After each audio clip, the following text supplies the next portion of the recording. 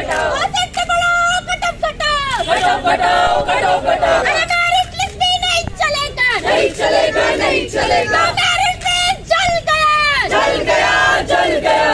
Merit list जल गया, जल गया, जल गया। आज ये प्रदर्शन हमने मेहनतकश आवाम के खिलाफ जो शिक्षा में गैर बराबरी हो रही है और उसका ये सीट, ये मेरिट एक सिंबल है कि किस तरह इनके माध्यम से इस देश के मेहनतकश आवाम को शिक्षा से बाहर निकाला जा रहा है। उसे जलाकर हमने आज विरोध किया। तो मैं आप सभी साथियों को यहाँ से क्रांतिकारी सलाम पेश करना चाहूंगा। सीट बढ़ाओ, मेरिट हटाओ, मेरिट हटाओ, मेरिट हटाओ। सीट बढ़ाओ, सीट हटाओ। आज का प्रोटेस्ट हम लोगों ने जो सीयूईटी की मेरिट लिस्ट आई है उसके अगेंस्ट में हमारा प्रोटेस्ट था। उसके अगेंस्ट में प्रोटेस्ट इसलिए हमने किया कि ये जो मेरिट लिस्ट आई है वो गरीब छात्र विरोधी है। इसमें जो प्राइवेट स्कूल से पढ़ के आए अमीरों के बच्चे हैं उन्हीं का ज़्यादा दाखिला हो पाया है और बाकी जो सरकारी स्कूल से पढ़ के आए गरीबों के छात्रों के बच्चों को दाखिला नहीं हुआ। तो इसको लेकर के हमने ये प्रदर्शन किया और जिसमें हमारी कुछ मांगे थी। महत्वपूर्ण मांगे ये थी कि जल्द से जल्द नए कॉलेज खोले जाए ताकि ज़्यादा से ज़्यादा छात्र जो पढ़ना चाहते हैं रेगुलर कॉलेज उनको सबको कॉलेज में एडमिशन मिल पाए। दूसरी डिमांड थी कि जब तक कॉलेजेस नहीं खोले जाते हैं तब तक जितने भी मॉर्निंग में कॉलेजेस चल रहे हैं उनको इवनिंग शिफ्ट करके बाकी बच्चे जो एडमिशन नहीं ले पाए उनको दाखिला दिया जाए। तीसरी मांग थी क्योंकि जो गवर्नमेंट स्कूल से जो बच्चे पढ़ के आते हैं क्योंकि सबसे वंचित समुदाय से आते हैं वो गरीबों के बच्चे हैं और उन्हीं के पैसे पे, उनके मेहनत पे, उनके टैक्स पे ये यूनिवर्सिटी चल रहा है, ये कॉलेज चल रहा है, ये प्रशासन चल रहा है। तो उनके बच्चों को यूनिवर्सिटी में, कॉलेज में 20% डेप्यूटेशन पॉइंट दिया जाए, यानी रियायती अंक दिया जाए क्योंकि वो डिप्राइव्ड है और वंचित समुदाय से आते हैं। तो ये 3 मांगों को लेकर के आज का हमने ये प्रदर्शन किया था। ये 99-95% अब आपका ड्यू में एडमिशन हो सकता है।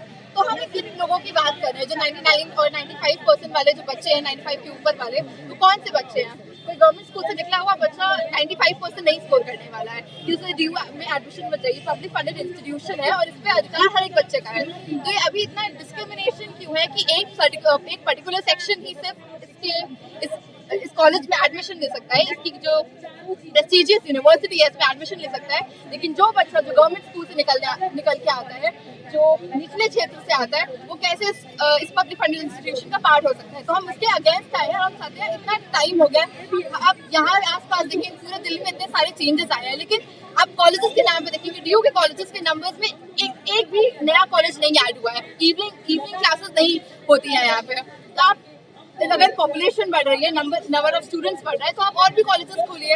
ये क्या है कि आपने कॉलेजेस फिक्स कर दिए, सीट्स गिरती जा रही हैं और हमने एक सॉर्ट ऑफ वो बना दिया कि सब आपस में झगड़ रहे हैं कि इस सीट के लिए, और कौन इस कंपटीशन से बाहर सबसे पहले निकल रहा है, जो कि गवर्नमेंट स्कूल से निकलने वाला बच्चा है। रिक्शा चला रहे हैं, जो फैक्ट्रियों में खट रहे हैं 14-14 घंटे, उनके बच्चे कहाँ जाएंगे ये सवाल कोई नहीं उठाता है।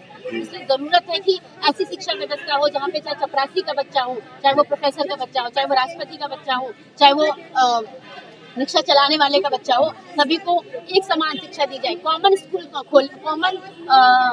कॉमन एजुकेशन दी जाए। क्यों आप प्राइवेट स्कूल में जब पढ़ के आ रहे हैं स्टूडेंट, तो उनके लिए वो गवर्नमेंट यूनिवर्सिटीज खोल देते हैं। क्यों गवर्नमेंट स्कूल से पढ़ने वाले आने वाले छात्रों के लिए गवर्नमेंट यूनिवर्सिटी पे हक नहीं है? ये सवाल बनता है।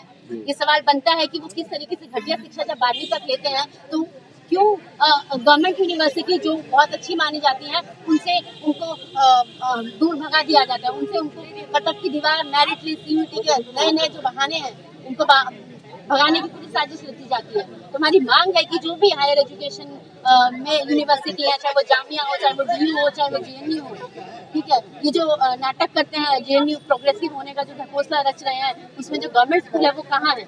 ये सवाल आज बनता है और इसलिए हम मांग कर रहे हैं कि सीटें बढ़ाइए। दिल्ली में मॉल खुल सकते हैं, पब खुल सकते हैं, सिनेमा हॉल खुल सकते हैं, पर नए कॉलेज नहीं खुल सकते। ये बहुत शर्मनाक बात है। तो नए कॉलेज खोलिए। हमें सीयूईटी नहीं चाहिए, हमें मेरिट का ढकोसला नहीं चाहिए, हमें सीट चाहिए ताकि उसमें गवर्नमेंट स्कूल से पढ़ने वाला 60% लाने वाला छात्र भी उसको एडमिशन मिल पाए। हमें उनके लिए डेप्राइवेशन पॉइंट चाहिए शुरुआती तौर पे। हमें शुरुआती तौर पे चाहिए कि उनके लिए इवनिंग कॉलेज खोले जाए।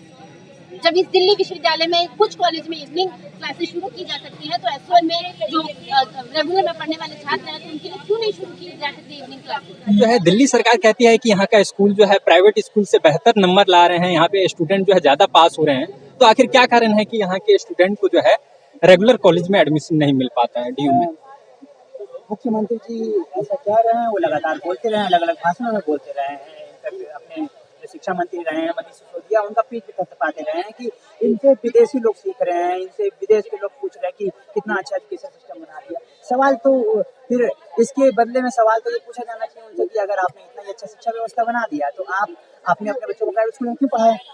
आपके एमएलए जो है, आपके जो ब्यूरोक्रेट्स हैं, आईएएस ऑफिसर सब है, आईआरएस ऑफिसर सब है, सारा चीज आपके अंडर जो कर्मचारी काम कर रहे हैं, स्कूल के प्रिंसिपल है, स्कूल के परमानेंट टीचर है, वो अपने बच्चों को उन्हीं सरकारी स्कूलों में क्यों नहीं पढ़ाए?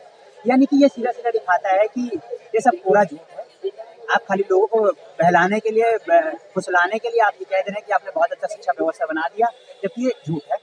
और क्योंकि अगर जब तक मंत्रियों के, नेताओं के, ऑफिसर के, प्रिंसिपल के बच्चे अगर उस स्कूल में नहीं पढ़ते, तब तक मैं ये मानने को तैयार नहीं हूँ कि दिल्ली गवर्नमेंट ने सरकारी स्कूल की स्थिति एक तिनका भी सुधारा है। क्योंकि आज भी सरकारी स्कूलों से पढ़ने वाले छात्रों का आप ज्ञान देख लीजिए, कितना उनको ज्ञान मिल रहा है। आप उनके मार्क्स देख लीजिए, उसके बेसिस पे आप जज कर सकते हैं कितने उनके मार्क्स आएंगे।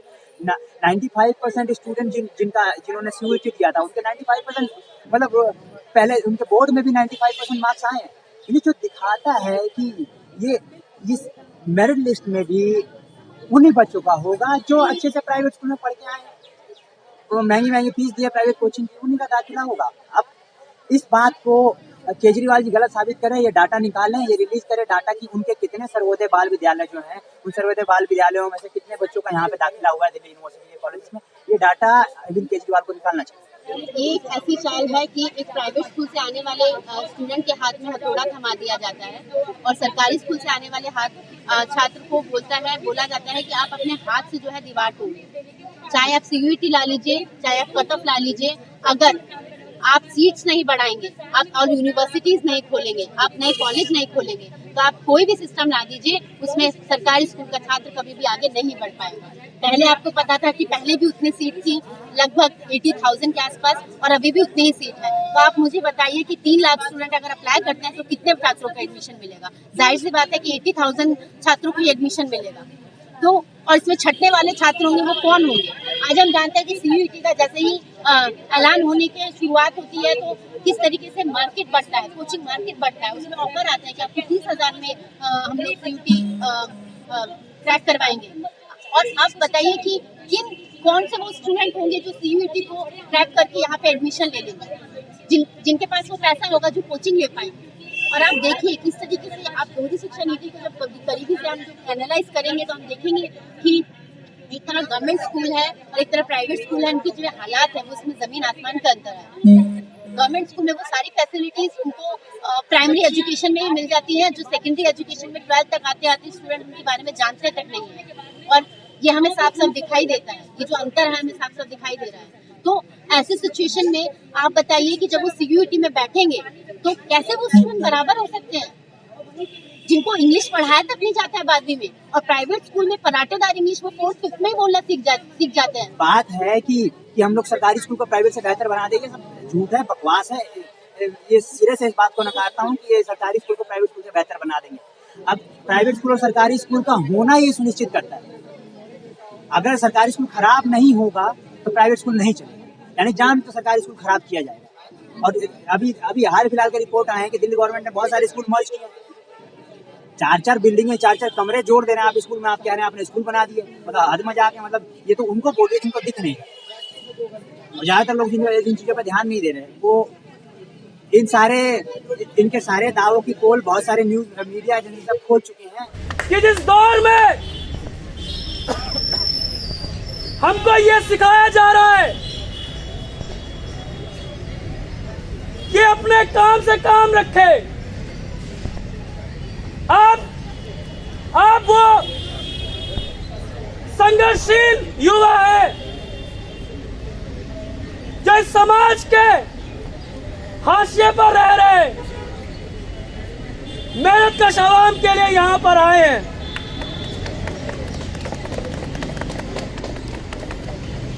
साथियों, जब किसी देश की सरकार व्यापारी हो जाती है और उसे इस देश के लोगों की बजाय धन संपत्ति से प्रेम हो जाता है, तब वो देश के लोगों की परवाह किए बिना उस संपत्ति को, उस धन को, रुपए पैसे को ज्यादा महत्वपूर्ण समझती है।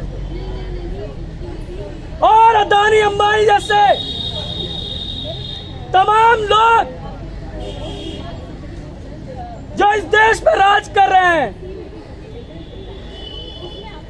अंबानी अदानी एक सिंबल है, वो इस देश के लोग हैं, वो बिल गेट्स जैसे लोग हैं जो शिक्षा को एक बाजार के रूप में देख रहे हैं और चाहते हैं कि सरकार शिक्षा में कोई भी निवेश ना करे, शिक्षा में कोई खर्चा ना करे। देखते देखते आज शिक्षा में पूरे बजट का एक बूंद भर आता है मात्र, और उसका परिणाम छात्रों को भुगतना पड़ता है। पहले कट ऑफ में किन बच्चों का दाखिला होता था? जो बड़े प्राइवेट स्कूल से पढ़े हैं, पैसा फेंक रहे हैं, 50,000 रुपए, 1,00,000 रुपए। तो सरकारी स्कूल के बच्चों का नहीं होता क्योंकि उतनी अच्छी पढ़ाई नहीं होती। वो तो ये बात सीधा सीधा साबित करता है कि स्कूल के टीचर और प्रिंसिपल के बच्चे ही उस स्कूल में नहीं पढ़ते, यानी कि सरकारी स्कूलों में पढ़ाई अच्छी नहीं मिल रही है। अब दूसरा बात, ये जो बच्चे कह रहे हैं कि सीयूईटी के माध्यम से एंट्रेंस हम लोग क्लियर कर लेंगे, तो इस पे मैं ये डाटा आया है बकायदा कि एक छात्रों का एक बड़े हिस्से ने एंट्रेंस दिया ही नहीं, क्योंकि उसको मालूम ही नहीं है कैसे लेंगे, कंप्यूटर में बैठने ही नहीं है कि किस तरह से हम लोग काम करें। यानी कि ये बच्चा कौन होगा? क्या ये बच्चा वो होगा जिसके घर में लैपटॉप, आईफोन सबकी सुविधा है, या बच्चा ये होगा कि जिसने कभी लैपटॉप देखा ही नहीं या कभी कंप्यूटर उस तौर पर चलाया ही नहीं? तो यानी कि ये जो कहा जा रहा है कि एंट्रेंस के माध्यम से दे देंगे, भैया एंट्रेंस के माध्यम से तो वही बच्चा आगे निकल पाएगा ना जिसकी 12वीं की पढ़ाई अच्छी हुई है। और यही तो सवाल है कि 12वीं की पढ़ाई किसकी अच्छे से हो रही है? प्राइवेट स्कूल में पढ़ने वाले बच्चों की अच्छे से हो रही है, सरकारी स्कूल में पढ़ने वाले बच्चों की अच्छे से हो रही है। तो ये अंतर बना हुआ है, और जब तक ये दोहरी शिक्षा नीति रहेगी कि अमीरों के लिए प्राइवेट स्कूल, गरीबों के लिए सरकारी स्कूल, तब तक ये चलता रहेगा। आप एंट्रेंस करा लीजिए, आप कट ऑफ निकाल लीजिए, उसमें जो छटने वाला बच्चा होगा वो संख्या को गरीब होगा वो बच्चा, इसमें कोई दो राय नहीं। डीयू में कुछ स्टूडेंट ऐसे हैं जिन्हें लगता है कि हमें जो है कास्ट के कारण यानी कि रिजर्वेशन के कारण जो है एडमिशन नहीं मिला, क्योंकि हमारा सीट जो है एससी और एसटी वाले जो है वो खा जाते हैं। तो इसको जो है आप किस तरह से देखते हैं? ये एक खास एक व्यापक आर्गुमेंट बन गया है, खास तौर पे जो जनरल स्टूडेंट है उनको ये लगता है कि उनका कोई सीट मार जाता है कम नंबर लाने के बावजूद भी। पर हकीकत में हमको कारण कहीं वो ढूंढना चाहिए। मैं कुछ जनरल कैटेगरी में आता हूँ। सवाल ये है कि अगर 2 लाख बच्चे फॉर्म भर रहे हैं तो हमारे पास 2 लाख सीट है कि नहीं? अगर सीटें ही 70,000 हैं तो जाहिर सी बात है 70,000 बच्चों का दाखिला होगा, 1,30,000 छट जाएंगे। अब अगर ये कह रहे हैं आप कि जनरल के बच्चों का इसलिए दाखिला नहीं हो रहा क्योंकि एससी वाले सीट मार जा रहे हैं, तो ये कोरा झूठ है। अगर हम लोग एक हाइपोथेटिकल सिचुएशन में कि ये कहें कि जितने छात्रों ने रिजर्वेशन के तहत फॉर्म भरा था उनको एक तरफ के लिए हटा के दें, ठीक है? यानी मान लीजिए आपने 2.5 लाख बच्चों ने टोटल फॉर्म भरा, 2.5 लाख में से 1,25,000 बच्चों ने रिजर्वेशन के तहत फॉर्म भरा, 1,25,000 ने जनरल के तहत फॉर्म भरा। एक बार मान के चले कि 1,25,000 मान लीजिए फॉर्म नहीं भरते, अब कितने बच्चे बचे? 1,25,000 बच्चे। सीटें कितनी हैं? 70,000। क्या सबका हो जाएगा? सवाल ये है कि क्या उतनी सीटों पर सबका हो जाएगा? अगर 2.5 लाख सीटें हैं, 2.5 लाख लोग फॉर्म भर रहे हैं, सबका एडमिशन हो जाएगा, रिजर्वेशन की जरूरत ही नहीं पड़ेगी। हम लोग सवाल कुछ और करें ना, हम तो गवर्नमेंट ने हमको रिजर्वेशन के जाल में फंसा दिया और उन्हीं का तर्क वही तर्क गढ़ा जाता है और उन्हीं का तर्क लोगों के बीच में प्रचलित कर दिया गया है कि दाखिला इसलिए नहीं हो रहा है क्योंकि कुछ लोग कम मार्क्स पे भी लेके आ जा रहे हैं। ये तो बहुत अजीब बात है। आप मतलब कुछ जो दलित समुदाय से लोग आते हैं, जो दलित समुदाय से जो छात्र आते हैं, एक उनका जो बहुसंख्यक हिस्सा है, हजारों 2-3 हजार साल से वो प्रताड़नाएं झेला है, वो जाति का जितने भेदभाव रहे हैं, तो वो बहुत ही पिछड़ा रहा है। आप उसको अगर आप लाइन में आप कैसे लेके आएंगे? जो गांव में अभी पुराने ही कामों में फंसा हुआ है, अभी भी मेला ढो रहा है, अभी भी जूठा खाना खा रहा है, अभी भी किसी खेत पे काम कर रहा है, आप उसको किस तरह से लेके आएंगे हाई एजुकेशन में?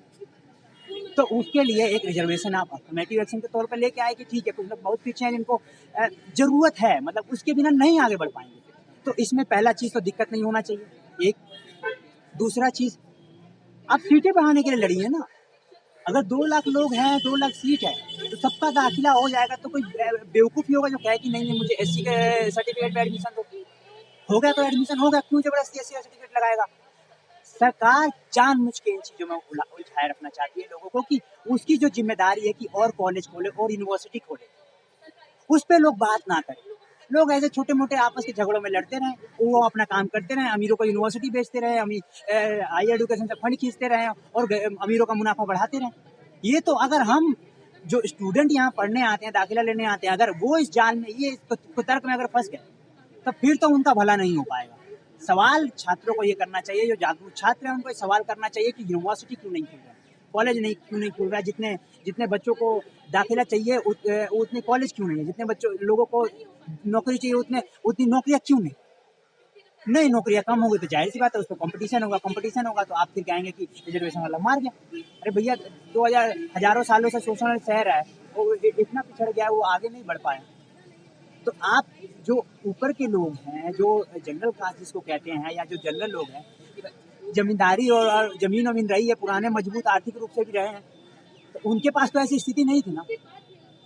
तो ये जो आर्गुमेंट एकदम ही आप एक तरफा आर्गुमेंट देते हैं कि खाली दलितों का कम मार्क्स पे भी हो जाता है और जनरल का ज्यादा मार्क्स पे भी नहीं हो जाता, पढ़ाइए, सीटों का लड़िए। अच्छा, कोई आप डीयू के तौर पे एग्जाम्पल देना चाहें कि यहाँ पे स्टूडेंट को ऐसे कि SC ST वाले को हो गया या फिर जो है जनरल वाले को नहीं हुआ, तो किसी यूनिवर्सिटी के तौर पे जो है आप डीयू का एग्जाम्पल देना चाहें? यूनिवर्सिटी का ही अगर मैं आपको डाटा दूं तो बहुत बार SC ST के जो सीट है वो सीटें खाली रह जाती है, वैकेंट रह जाती है, यानी उन पर दाखिला हो ही नहीं रहा। मामला ये है कि हमें दूसरी जगह भटका दिया जा रहा है।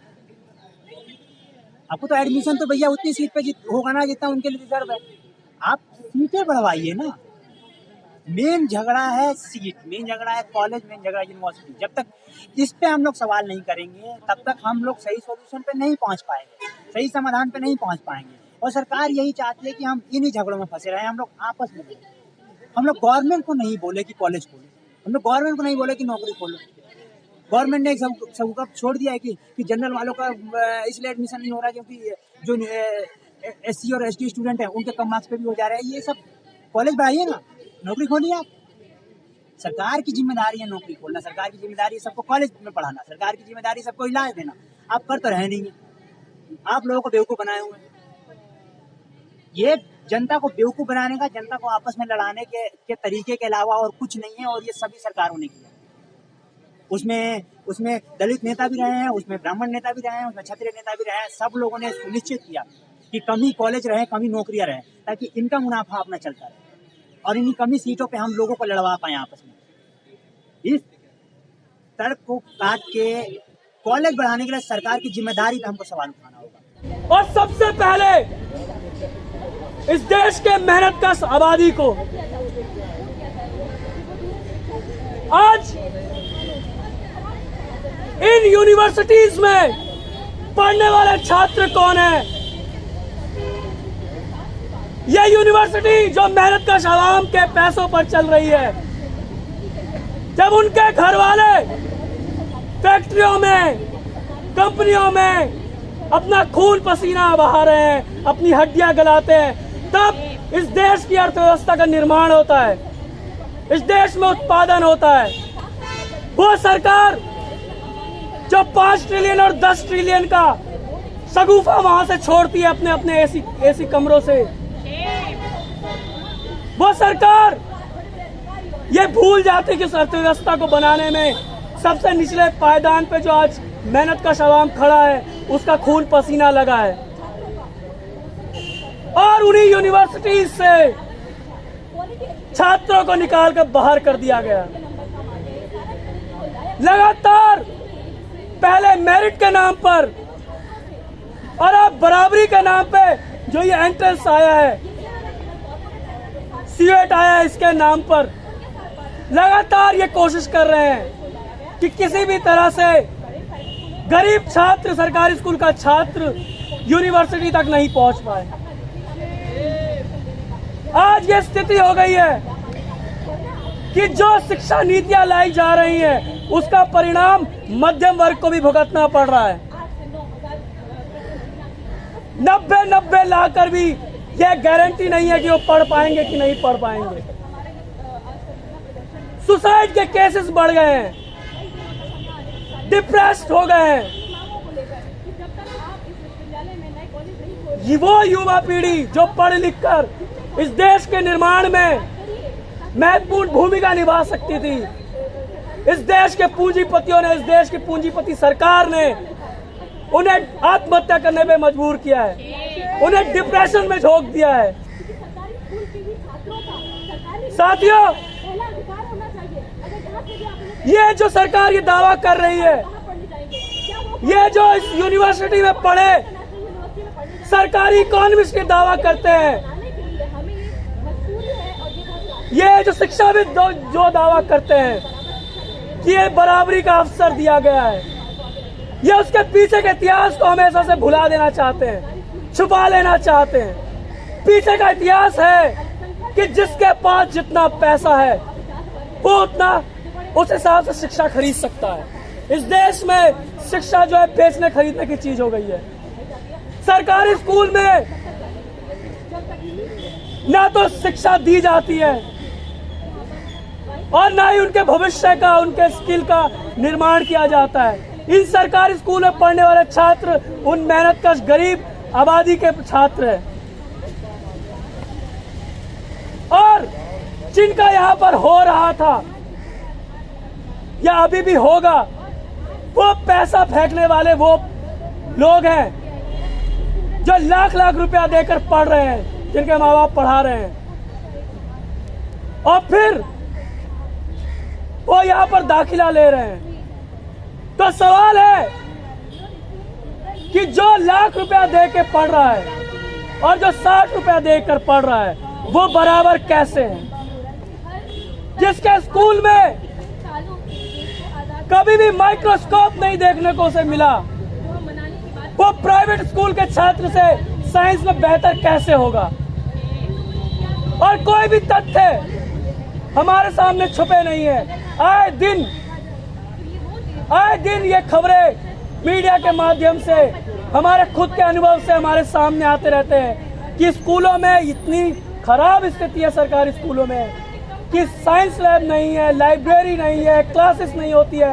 मैथ का टीचर इकोनॉमिक्स पढ़ा रहा है, इकोनॉमी पढ़ा रहा है, हिंदी का टीचर इंग्लिश पढ़ा रहा है। स्कूलों में कोई भी सुविधा नहीं है और ये कहा जाता है कि ये बराबरी का अवसर दिया गया है सीएट। मैं उन शिक्षाविदों को और उन लोगों को यहाँ पर बुलाना चाहूंगा कि वो आए और बताए कि भैया ये कैसे आप संभव करा रहे हो। आप जो ऐसी कमरों से सरकार बैठ के जो ये अंड संड बोलती है, उनको आके जवाब देना चाहिए। मतलब कुछ भी ये लोग बोलते हैं कि रुपया नहीं, डॉलर मजबूत हुआ है, पाउंड ज्यादा कमजोर हो गया है। जैसे आज का ये प्रदर्शन जो हमारे साथी ने यहाँ पर आके पहले बोला, जो मांगे दोहराई, वो मांगे मैं एकदम क्लियर यहाँ पे कर देना चाहता हूँ। अगर किसी भी तरीके से यूनिवर्सिटी के वाइस चांसलर जी को यहाँ से कोई शक और शुबा है तो, और यहाँ से अगर जो हमारे मंत्री साहब है वो देख रहे हैं, उनको कोई शक और शुबा है तो, ये प्रदर्शन के माध्यम से हमारी कुछ मांगे हैं जिसमें सरकारी स्कूल के छात्रों को रियायती अंक देना, इवनिंग क्लासेस शुरू करना, कॉलेज शुरू करना। लेकिन हमारा व्यापक आंदोलन तब तक जारी रहेगा जब तक इस देश के पढ़ने वाले लोगों को, मेहनत कश आवाम के छात्रों को शिक्षा नहीं मिल जाती, तब तक हमारा संघर्ष जारी रहेगा।